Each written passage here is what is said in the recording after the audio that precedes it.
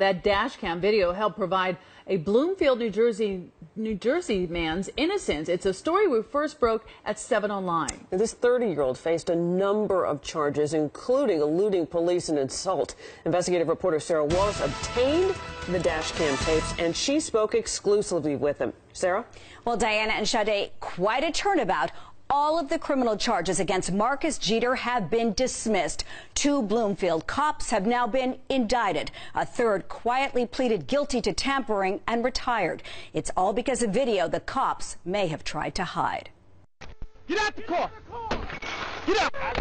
This is the Bloomfield Police Department's dash cam video that prosecutors say they never saw when they pursued criminal charges against 30-year-old Marcus Jeter. Notice his hands in the air.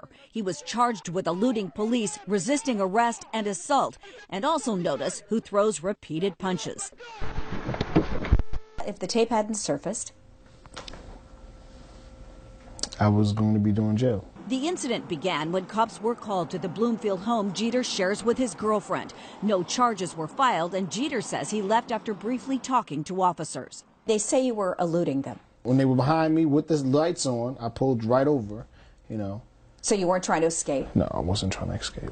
In a video from the first police car, prosecutors did see Jeter stops on the side of the Garden State Parkway. The cops pull out guns. Why didn't you just get out of the car? Because I was afraid. There was a cop on my left with a gun pointed at me, and there was one on my right side with a shotgun pointed. I'm afraid that I might get shot. If you got out? Mm-hmm.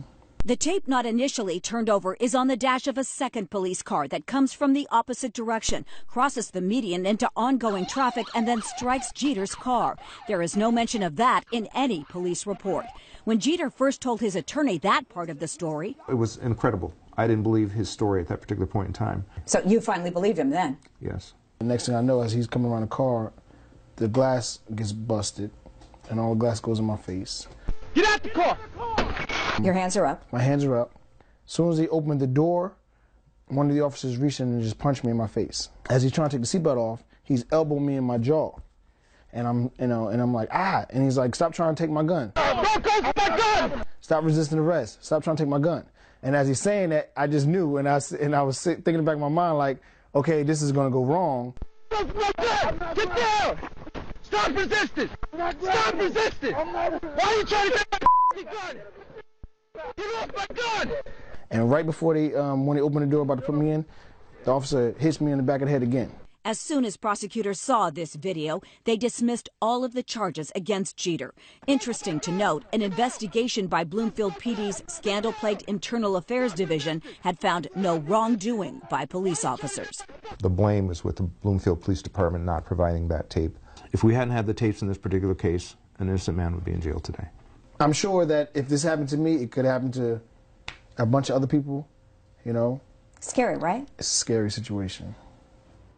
And we were there exclusively today in Essex County Court in Newark, where Bloomfield police officers Sean Corder, there on the left, and Orlando Trinidad, who you will see here on the right, were arraigned on charges including conspiracy, official misconduct, and falsifying reports. Trinidad is also charged with aggravated assault.